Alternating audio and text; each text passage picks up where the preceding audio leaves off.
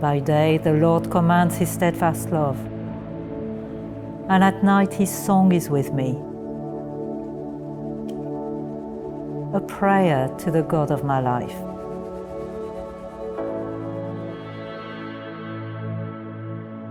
I've had challenges with mental health for a long time.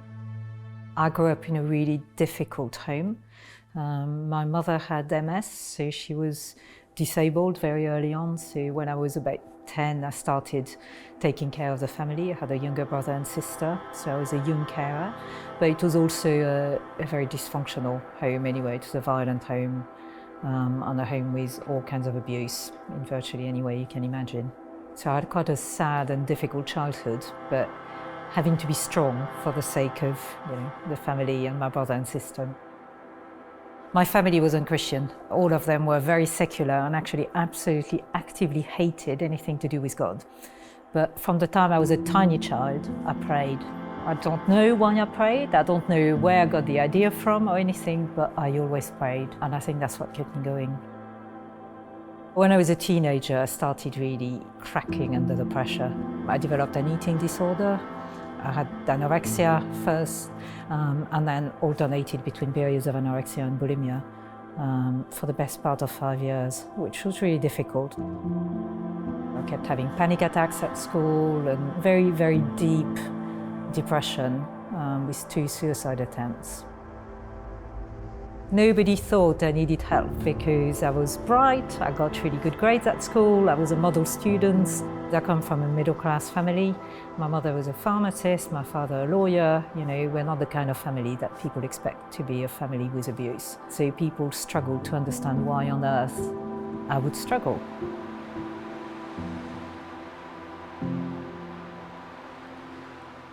One profound study was done by Kaiser in the States, and it's now become part of psychological lore, which is the presence or absence of adverse childhood experiences, ACEs. And they have a list of 10 of them. And I think if you have 4 out of 10 of them, you were quite a bit more in danger of developing not just mental health disorders, but medical disorders over your lifetime. That says a lot about, first of all, what mental health is, and that it has a lot to do with one's physicality. But it says a lot about one's stresses, life history along the way.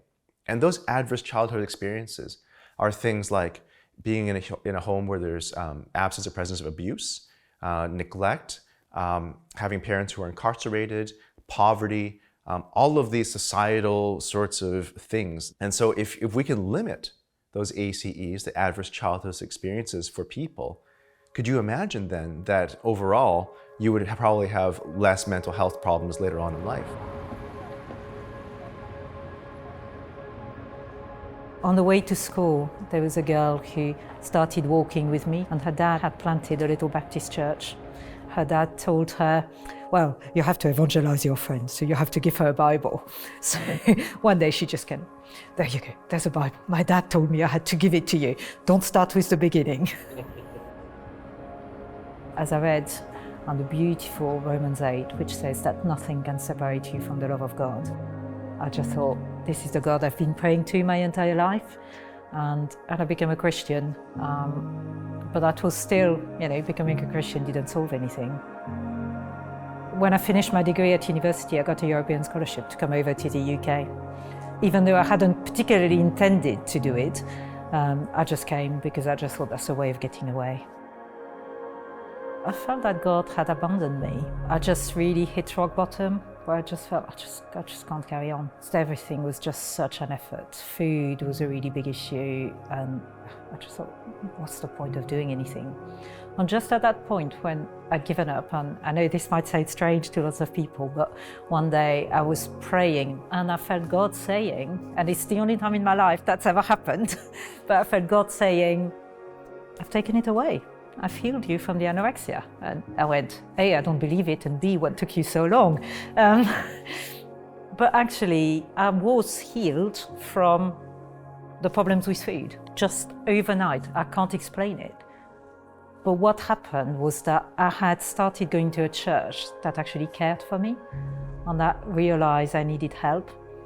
And so it felt like God put me in a place where actually I could deal with what was underneath the anorexia.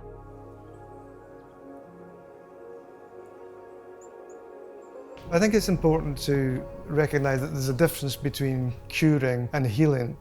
Curing is when you get rid of something. A purely biomedical perspective on curing would be, you have lung cancer, I identify it, I look inside you, I use my medical technology to take out that cancerous part of you, and then you're cured, so you no longer have that. I think it's important to be clear that curing is not necessarily the same thing as healing. If you think of the gospel story of the woman with the issue of blood, right? So she makes her way through the crowd and touches Jesus' cloak, and it says immediately she's cured. No, she no longer has that experience or these symptoms. But then Jesus, notices powers going out of him, and they have this conversation. And at the end of the conversation, he says to her, "Go, your faith has healed you." And you're thinking, but she's already been cured.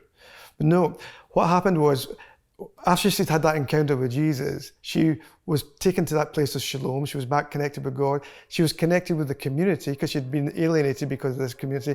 So healing is connection in that sense. So not all of us are going to be cured. It'd be lovely if we were, but not all of us are going to be cured. But all of us can find healing in that sense. The idea of we can pray our way out of any kind of illness or difficulty or circumstance, and God will provide, is something that needs to be heavily nuanced. I do believe that God can heal. In fact, God does heal. I think God is the source of all healing, but He also provides other avenues for healing as well. So while it's important to pray, it's important to commune with God, it's important to draw on our relationship with Jesus, especially when we're struggling, it's unhelpful to say that this is all you need or to indicate that you haven't been doing enough of this. A big theme in mental health is the recovery model. That model is about understanding the whole person and enabling them to utilize the assets they have to the best of their ability. In simple language, I'm talking about living with a chronic condition, but not being completely overwhelmed or disabled by it. So somebody with a condition like schizophrenia can still be an active member of society. They can hold down a job. They could engage fully in their church community, and they don't have to be outcast by it.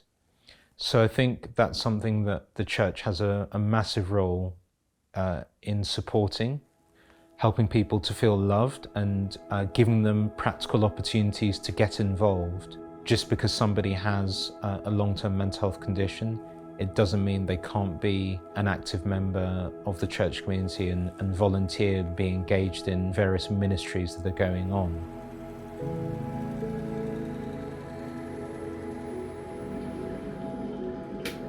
The pastor of the church I was going to and his wife just took me in, invited me to come and live with them. They just looked after me and cared for me.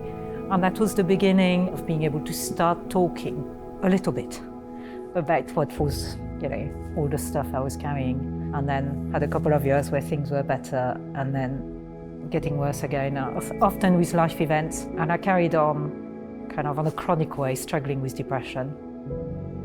I went to see somebody who's a clinical psychologist who was a trauma specialist. For years I'd been struggling with flashbacks, with nightmares. After the course of trauma therapy, I can say now, I virtually never get flashbacks and I don't have the recurrent nightmares anymore. I also had prayer ministry alongside because it felt really important for me to explore what all that meant with God, where was God. But it meant that I had that solid presence of two Christian people who are just amazing people who walked with me over 5-6 years, of going through therapy, and they were there for me the whole time, which is extraordinary.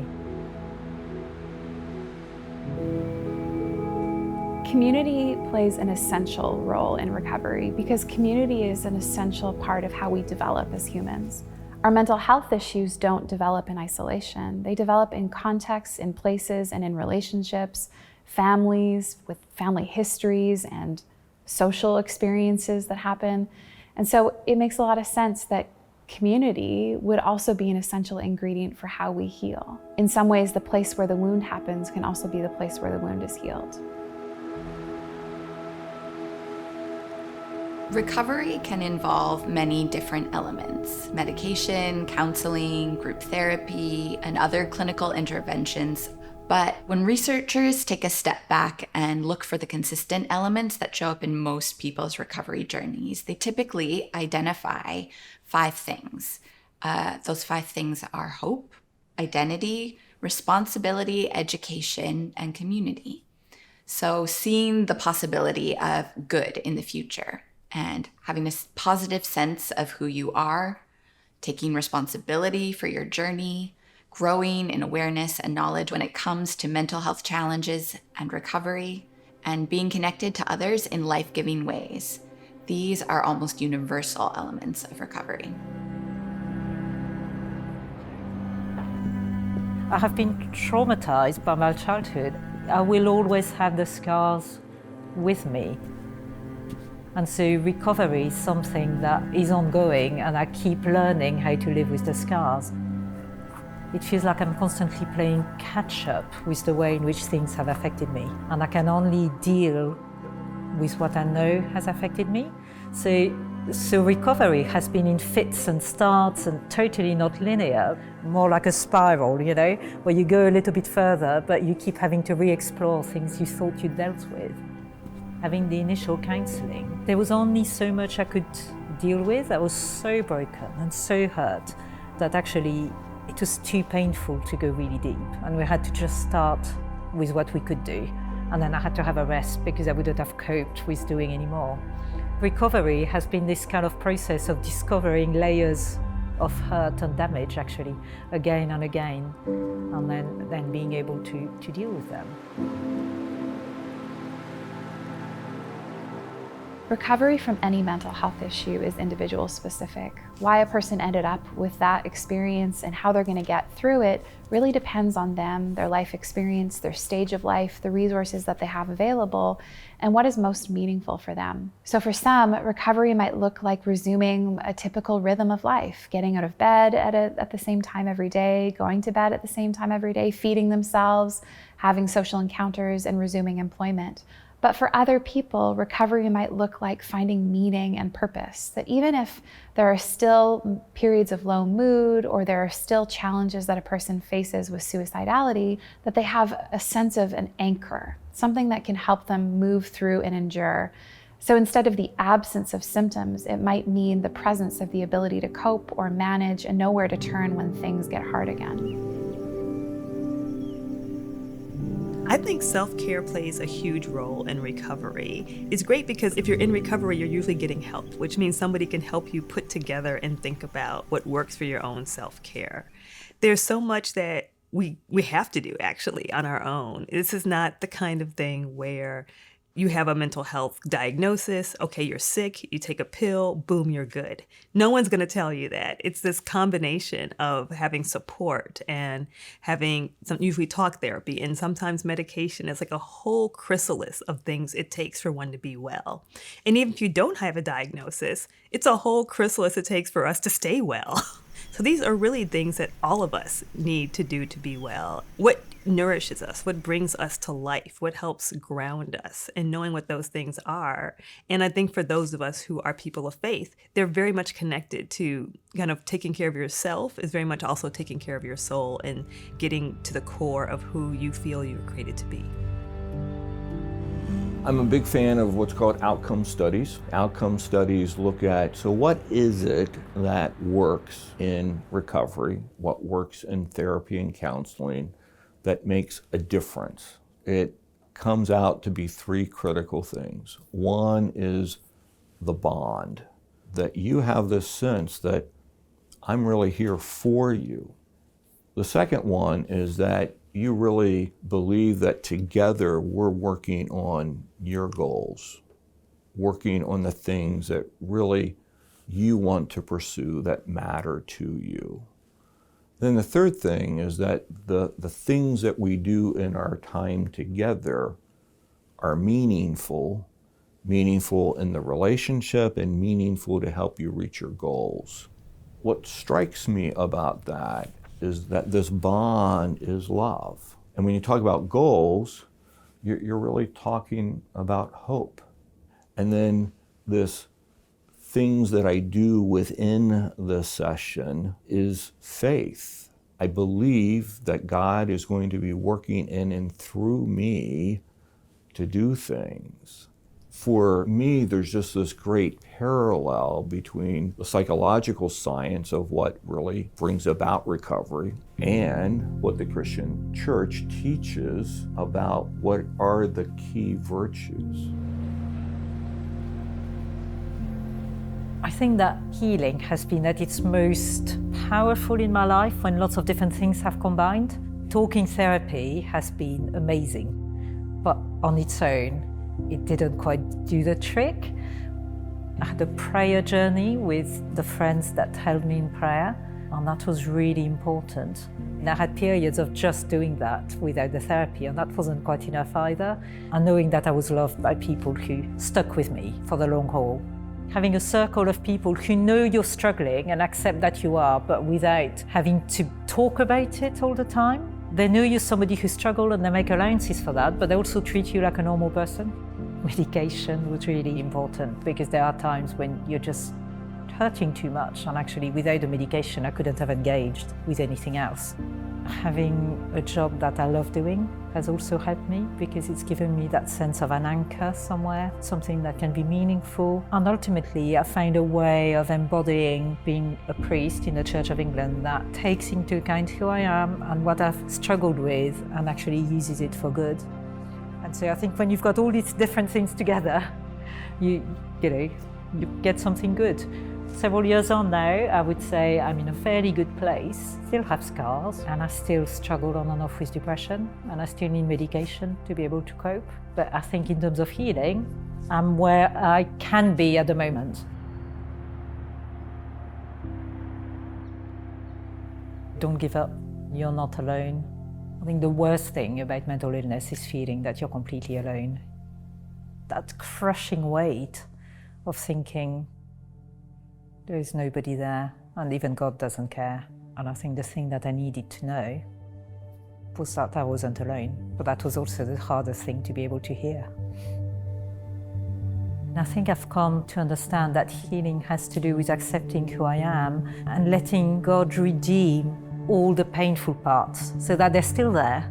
And at times they're still painful and they still hurt, but God has been redeeming them and allowing those painful parts of me to also be the ones that enable reaching out to others. For me, that's what true healing is, rather than going from just being a mess to being just all got it sorted, and that's a long journey. I'm discovering who I can be with God and in God. There's lots of things that have opened up for me because of what's happened to me that I can walk into and grow into. And I've discovered more of God as well, and more of God's people. So healing has been this journey of discovering what God can do, who God is, and that journey of discovering the people of God. We can be really negative about the church, and the church gets loads of things wrong. But actually, the people of God have also been, for me, key in my recovery and allowing myself to be loved by people who are also broken. So that kind of acceptance that actually all of us are broken, but together we can walk closer to Jesus has been really, really important.